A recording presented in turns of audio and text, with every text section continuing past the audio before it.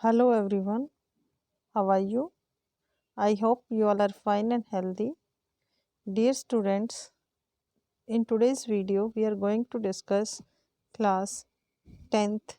The topic is civil disobedience movement. Our chapter is nationalism in India और उसमें हम बात कर रहे हैं सिविल डिसोबीडियंस के बारे में. Dear students, this is our second video जिसमें हम आज बात करेंगे about the topic that is the salt march and the civil disobedience movement. मतलब what is the role of salt march. ठीक है, साल्ट मार्च जो हुआ था उसका और सिविल डिसोबीडियंस का क्या रोल रहा है. तो लेट्स सी क्या क्या हम पढ़ने वाले हैं इसके बारे में. तो देखिए, सबसे पहले बात करते हैं. Mahatma Gandhi found in salt a powerful symbol that could unite the nation. मतलब क्या है, महात्मा गांधी जी चाहते थे कि ना ये जो नॉन कॉरपोरेशन मूवमेंट था वो है ना मास जो है मूवमेंट नहीं बन पाया, मतलब बड़े पैमाने पर वो मूवमेंट नहीं चल पाया. अब महात्मा गांधी जी ने जब बात सोचा कि हम एक और मूवमेंट चलाते हैं जिसका नाम होगा सिविल डिसोबीडियंस मूवमेंट. और इस मूवमेंट में क्या होगा कि हम कोशिश करेंगे कि ज़्यादा से ज़्यादा लोग इसमें पार्टिसिपेशन करें. So on 31st January 1930 he sent a letter to Viceroy Irwin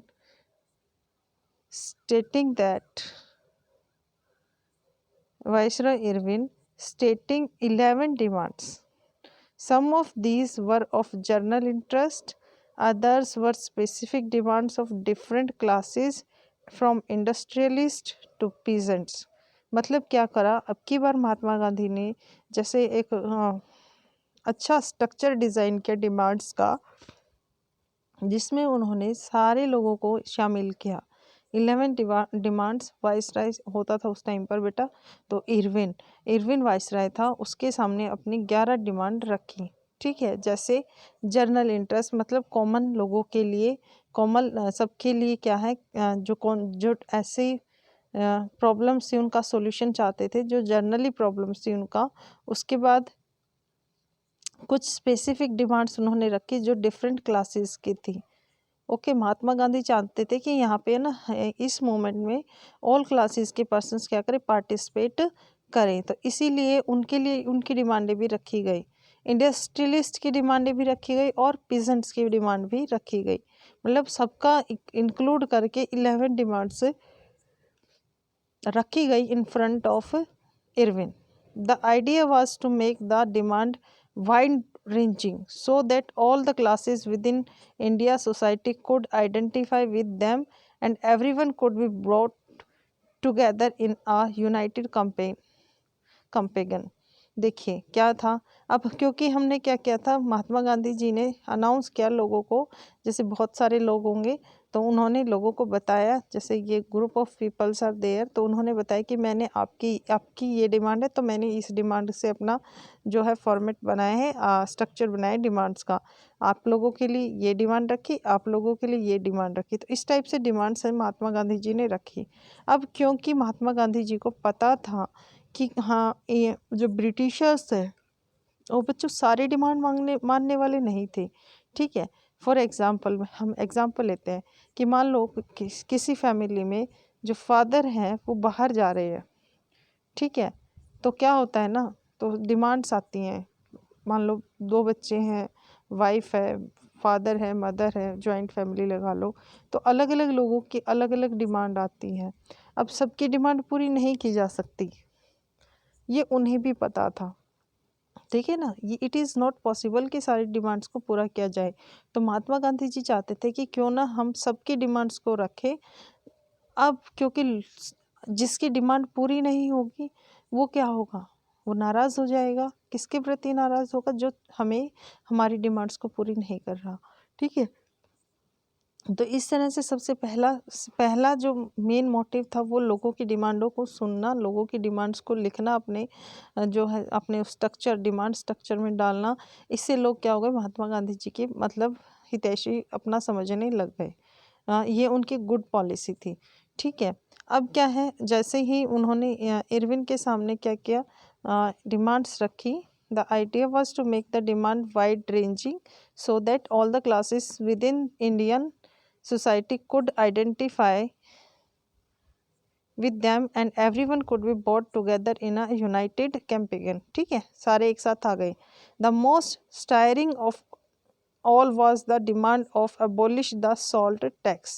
सबसे जो ज़रूरी चीज़ थी वो थी सॉल्ट टैक्स। और सॉल्ट टैक्स क्या था उस टाइम पर, एक दो बातें बताती हूँ मैं आपको। सबसे पहली बात है कि जो सॉल्ट था ना, उसकी जो मैन्युफैक्चरिंग थी वो मोनोपोली थी गवर्नमेंट के पास। मतलब सिर्फ गवर्नमेंट ही क्या कर सकती थी, सॉल्ट को बना सकती थी। दूसरा क्या था, अगर आप सॉल्ट को यूज़ करें तो आप लोगों को मतलब एक तरह से सॉल्ट टैक्स पे करना पड़ता था। तो देखिए सॉल्ट है जो हमारे जो मतलब शरीर के लिए सबसे इम्पोर्टेंट चीज़ है, और उसी पर टैक्स भी पे करो और गवर्नमेंट उसको हाई प्राइसेस पर बेच भी रही है। तो ये क्या था, कहीं ना कहीं से सब लोगों से जुड़ा हुआ था। रिच पीपल से जुड़ा हुआ था, पुअर पीपल से जुड़ा हुआ था, मिडिल क्लास से जुड़ा हुआ था, पीजेंट से, इंडस्ट्रियल से, सबसे जुड़ा हुआ था। ठीक है, तो salt was something consumed by the rich and the poor alike and it was one of the most essential items of food। सबको पता है। The tax on salt and the government monopoly over its production, Mahatma Gandhi declared, revealed the most oppressive face of the British rule। तो जैसे ही उन्होंने बताया कि ये क्या है, साल्ट पर एक तो मोनोपोली होना कि सिर्फ गवर्नमेंट ही क्या कर सकती है, सॉल्ट को बना सकती है। दूसरा क्या है, सॉल्ट पर टैक्स लगना। तो महात्मा गांधी ने इस चीज़ को लोगों के सामने दिखाया और ब्रिटिश रूल जो था, जो ब्रिटिश गवर्नमेंट थी, उसका जो एग्जैक्टली जो मोटिव था या जो एग्जैक्टली जो चेहरा था वो दिखाया कि देखिए सबको पता है कि साल्ट एक ऐसा आइटम है जिसको सब लोग यूज़ करने वाले हैं और इससे इसको मतलब इसके बिना रहा भी नहीं जा सकता है। ठीक है, सो इसीलिए गवर्नमेंट ने इस पर टैक्स लगा रखा है। जो महात्मा गांधी जी का लेटर था, Mahatma Gandhi letter was in a way an ultimatum if the demands were not fulfilled by 11 March। The letter stated the Congress would launch a civil disobedience campaign। तो देखिए यहाँ पे ना जो 11 जो नंबर है उसका बड़ा इम्पोर्टेंट रोल है। सबसे पहले महात्मा गांधी जी ने इरविन को जो लेटर लिखा उसमें कितनी डिमांड्स थी बेटा, उसमें 11 डिमांड्स थी। ठीक है, फिर दूसरा महात्मा गांधी जी ने क्या किया, डिमांड्स को फुलफिल करने के लिए जो टाइम लिमिट थी वो भी क्या थी, 11 ही थी। और 11 मार्च कि अगर 11 मार्च तक आप हमारे जो डिमांड्स हैं उनको फुलफिल नहीं कर देते हो तो हम क्या करेंगे, the Congress would launch a civil disobedience campaign. जो कांग्रेस क्या चलाएगी, सिविल डिसोबीडियंस कैंपेन चलाएगी। मतलब अब हम आपकी बात भी नहीं मानेंगे। Irwin was unwilling to negotiate. Irwin था जो नेगोशिएशन नहीं करना चाहता था। So Mahatma Gandhi started his famous salt march accompanied by 78 of his trusted volunteers। मतलब क्या है, महात्मा गांधी जी ने क्या किया, शुरुआत कर दी 11 मार्च को। जब इरविन ने मतलब कोई नेगोशिएशन नहीं करना चाहता था, Irwin is not in the condition और you can say not wanted to fulfil the demands. So Mahatma Gandhi ने जो अपना अल्टीमेटम दिया था उसको फिर कंटिन्यू रखा। ठीक है, और उन्होंने क्या किया, साल्ट मार्च शुरू किया। So Mahatma Gandhi started his famous salt march accompanied by 78 of his trusted volunteers. 78 लोगों के साथ, 78 वॉलंटियर्स के साथ उन्होंने फिर अपना मार्च शुरू किया। मंथ वाला मार्च नहीं है, ठीक है, ये मार्च पास्ट वाला मार्च है। ओके, 78 नंबर है, 11 डिमांड्स रखी, 11 मार्च तक का अल्टीमेटम दिया और फिर 78 मेंबर्स के साथ उन्होंने अपना साल्ट मार्च शुरू किया। The march was over 240 miles. मतलब जो दूरी थी, that distance was 240 miles from Gandhi ji's ashram in Sabarmati to the Gujarati coastal town of Dandi. वहाँ, ठीक है, जो हमारा डेस्टिनेशन था वो दांडी था। महात्मा गांधी जी ने 240 माइल्स की दूरी तय करके, कहाँ से डिस्टेंस था ये, गांधी जी के आश्रम साबरमती से था, और गुजरात की कोस्टल टाउन था दांडी। देखो बच्चों, आपको पता है ना जो साल्ट होता है वो कहाँ से बनता है, तो साल्ट आपका कहाँ से बनता है, सी वाटर से बनता है। सी वाटर से क्या करते हैं, वाटर को मतलब सुखा लिया जाता है और फिर साल्ट नीचे रह जाता है, तो इस तरह से साल्ट बनाया जाता था। द वॉलंटियर, तो उन्होंने महात्मा गांधी जी को भी कहाँ जाना पड़ेगा, समुद्र में के पास जाना पड़ेगा, तो वहीं पे समुद्र का पानी मिलेगा और उसी से आप क्या बना सकते थे, सॉल्ट बना सकते थे। सो इसीलिए वो कोस्टल एरिया में गए, कोस्टल टाउन दांडी पहुँचे। The volunteers worked for 24 days. कितने दिन तक उन्होंने चले वो, 24 दिन तक। देखिए 240 किलोमीटर जाना था, 24 दिन तक चले वो, ठीक है। तो पर डे उन्होंने कितना एरिया कवर किया, 10 माइल, ठीक है, 10 माइल वो डेली चले, अबाउट 10 माइल्स अ डे, ठीक है। कितने चले, 10, 20 टू 40 को 24 से डिवाइड करोगे तो 10 डेज आ जाएगा। Thousands came to hear Mahatma Gandhi whenever he stopped।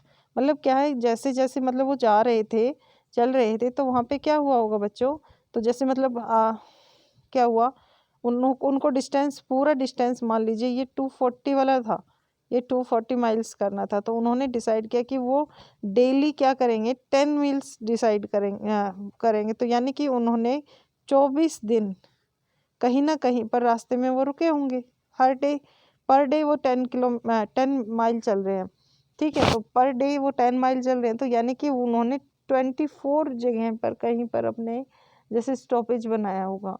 तो जहाँ पर भी वो स्टॉपेज बनाते थे ना, जैसे यहाँ पे रुके तो ये स्टॉपेज हो गया, ये स्टॉपेज हो गया, तो जहाँ पर भी वो अपना स्टॉपेज बनाते थे तो लोग उनके व्यूज़ सुनने आते थे, जिसमें बच्चे भी थे, बूढ़े भी थे, सब लोग होते थे, फीमेल्स भी होती थी।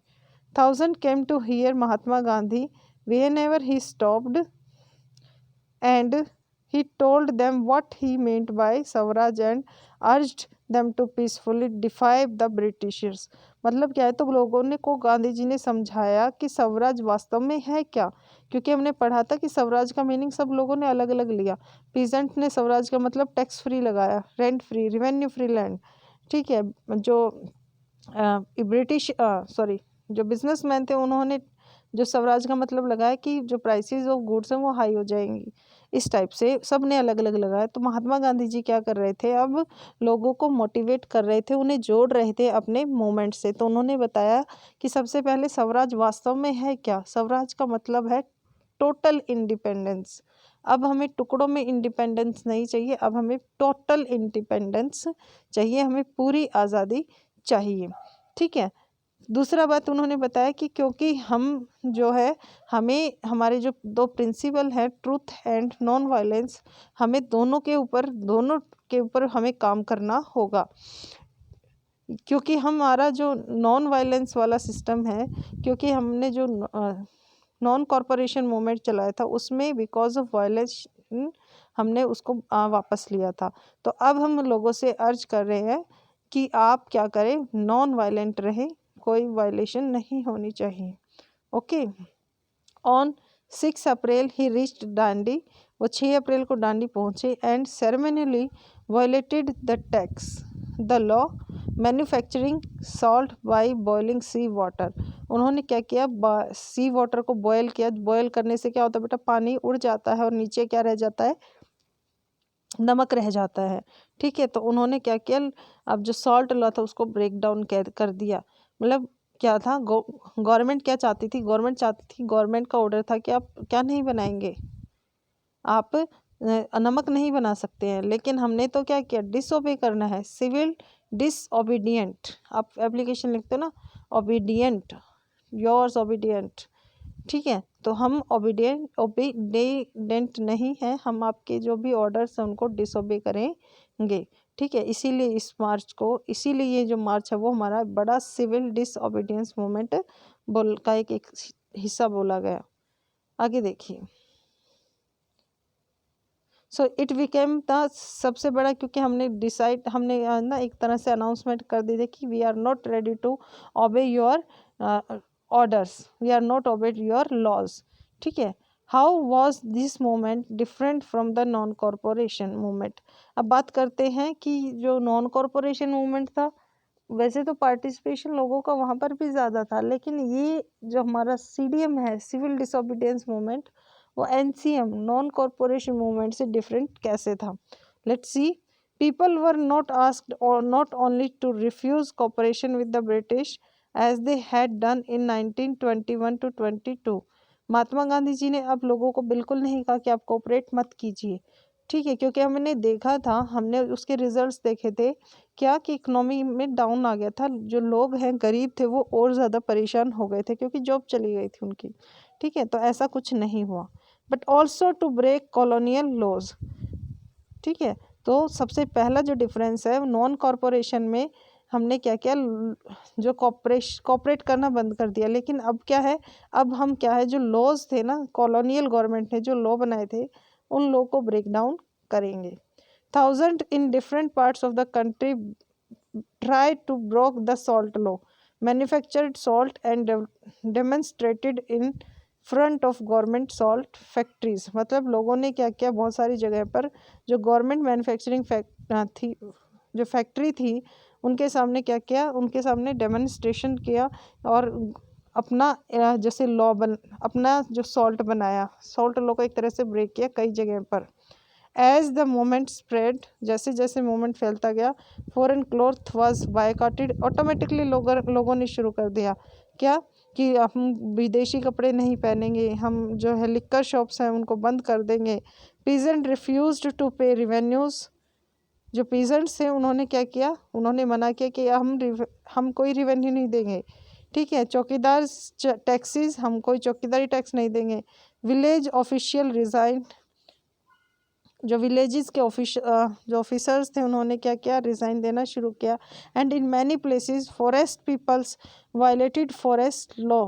देखिए आपको याद हो एक लॉ आया था जिसमें क्या है, जो हमने कंट्री साइड में पढ़ा था कि वहाँ पर लोगों को क्या है, फॉरेस्ट में जाना अलाउड नहीं था। अपनी लिवलीहुड को, for the grazing the animals, उन्हें क्या करना होता था, जो ट्राइबल्स पीपल्स हैं उन्हें फॉरेस्ट में जाना पड़ता था। लेकिन अब कॉलोनियल गवर्नमेंट ने उस पर भी टैक्स लगा दिया था।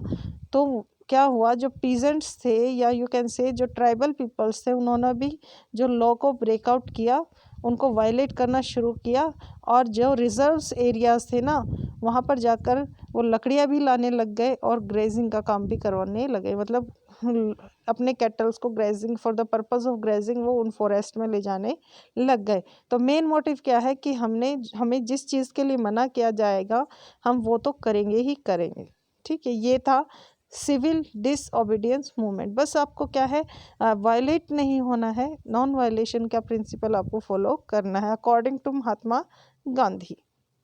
नेक्स्ट देखिए, worried by the developments the colonial government began arresting the Congress leaders one by one. अब क्योंकि 1921 और 22 में क्या हुआ था, जो गवर्नमेंट ने देख लिया था कि किस तरह से उनका जो ट्रेड है उस पर नेगेटिव इम्पैक्ट पड़े थे, जो इकोनॉमी है वो कैसे डाउन चली गई थी, ठीक है। तो इसीलिए गवर्नमेंट ने को डर लग रहा था कि कहीं यहाँ पर भी इस टाइम पर भी ऐसा कुछ ना हो जाए, और उन्होंने जो कांग्रेस के लीडर्स थे उनको अरेस्ट करना शुरू कर दिया। This lead to violent clashes in many places, जिसकी वजह से बहुत सारे लोगों जगह पर क्या हो गया, फिर से वायलेशन शुरू हो गया। व्हेन अब्दुल गफ्फार खान, अ डिवोल्ट disciple of Mahatma Gandhi, was arrested in 19 April 1930। क्या हुआ, अब्दुल गफ्फार खान को जब 1930 में, अप्रैल 1930 में क्या किया गया, अरेस्ट किया गया। तो an angry crowds demonstrated in the streets of Peshawar facing armoured cars and police firing. मतलब क्या हुआ, तो जो पेशावर एक जगह का नाम है बच्चों, वहाँ की गलियों में लोगों ने क्या है, डेमोन्स्ट्रेशन शुरू कर दिया, ठीक है। और लोगों का मतलब जो पुलिस की गाड़ियाँ हैं और पुलिस के फायर है, जैसे उन्होंने फायरिंग का ऑर्डर दिया तो उनका सामना किया। Many were killed. देखिए जो डेमोन्स्ट्रेशन किया गया जाएगा तो पुलिस भी अपनी कार्रवाई करेगी। तो पुलिस को तो आदत सी हो रही थी कि मतलब जब भी आपको लगे कि कोई रिवॉल्यूशनरी है तो उस पर फायर कर दो फ्री में ही, ऐसा उनको लग रहा था। तो वहाँ पर भी बहुत सारे लोग पेशावर में क्या है, due to fire, due to you can say negligence of the police, बहुत सारे लोग मर गए। Many were killed. A month later, when Mahatma Gandhi himself was arrested, industrial workers, जब महात्मा गांधी जी को खुद अरेस्ट किया गया, industrial workers in Sholapur attacked police post. लोगों ने क्या किया, शोलापुर में, शोलापुर भी एक जगह का नाम है जहाँ पर लोगों ने क्या किया, जो गवर्नमेंट जो जगहें थी उन पर क्या करना शुरू कर दिया, अटैक करना शुरू कर दिया, जैसे police stations, municipal buildings, law courts and railway station. All the structures that symbolised British rule, मतलब उन ऑर्गेनाइजेशन को हार्म करना शुरू कर दिया जो ब्रिटिश रूल को शो कर रही थी। Peaceful satyagrahi were attacked, women's and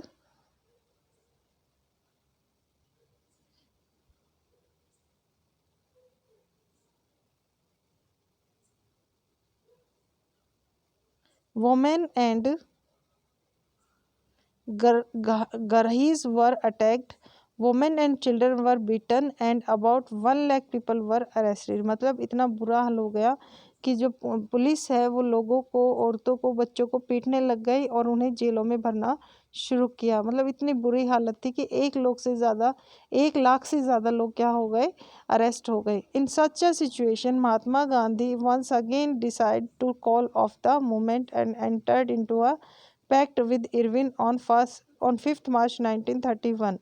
ठीक है, इससे महात्मा गांधी को फिर से लगने लगे कि इससे तो लोगों को जान और माल की हानि ज़्यादा होगी, और उन्होंने फिर से अपना वही डिसीज़न वापस लिया, क्या कि हम अब अपना जो मूवमेंट है उसको हम वापस ले रहे हैं, जैसा कि नॉन कॉरपोरेशन मूवमेंट में हुआ था। ओके, अब इसका जो ये जो कॉल ऑफ था ये बिकॉज ऑफ था, there was a pact between the Irwin on 5 March 1931। ठीक है, और इसे क्या बोला गया है, देखिए गांधी इरविन पैक्ट इसको बोला गया है। तो बच्चों गांधी इरविन पैक्ट कब हुआ, 5 मार्च 1931 को हुआ। किसके बीच में, as the name suggest Gandhi और वायसराय इरविन के बीच में हुआ।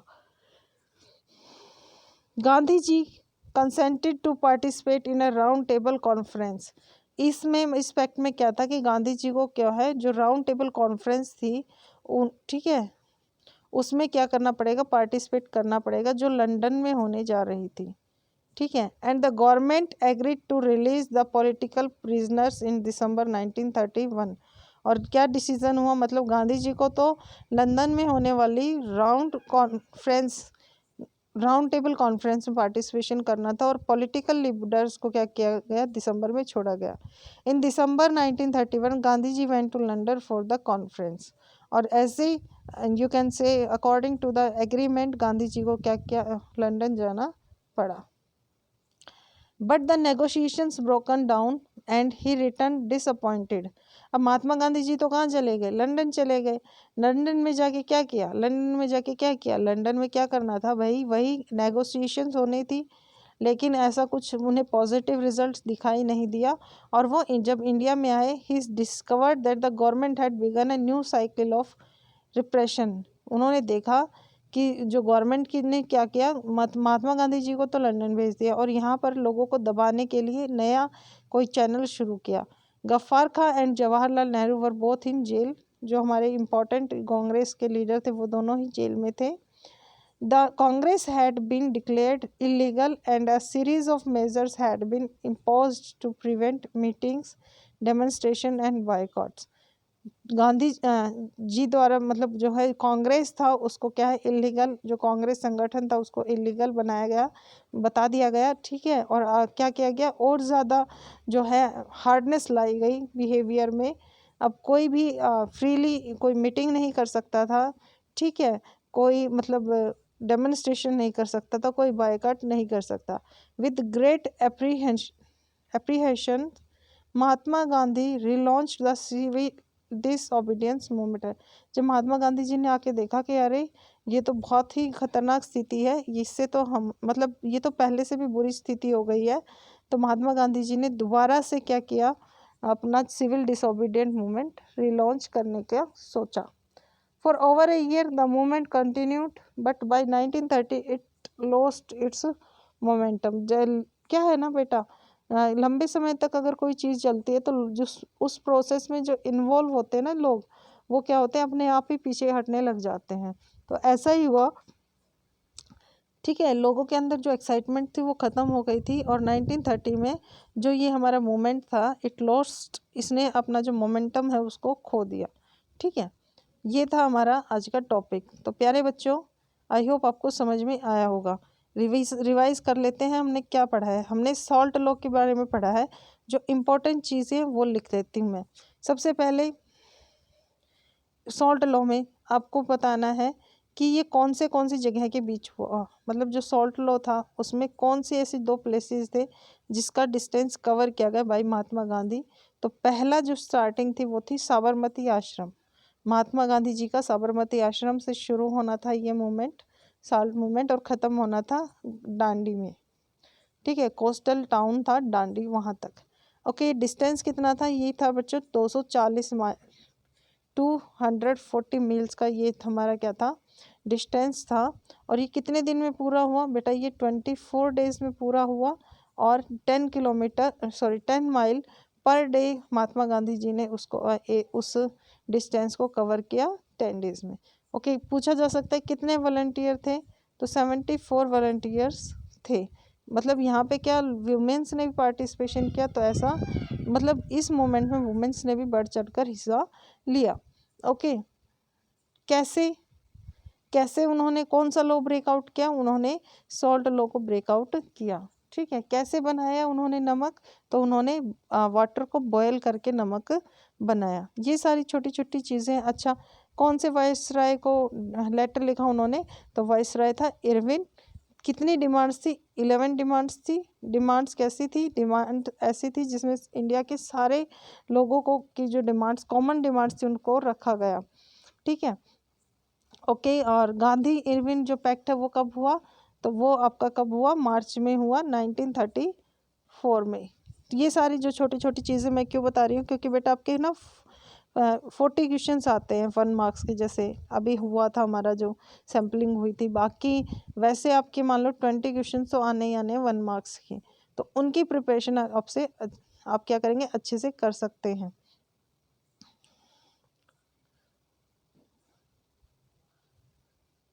सो आई होप आपने वीडियो को एंजॉय किया होगा।